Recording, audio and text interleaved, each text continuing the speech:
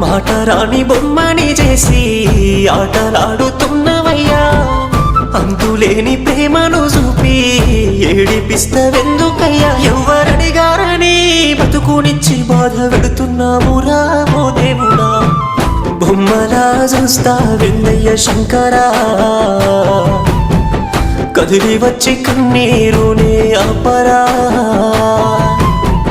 బొమ్మలా చూస్తావెందయ్య శంకరా సచ్చిన ప్రేమతో మాట్లాడించరా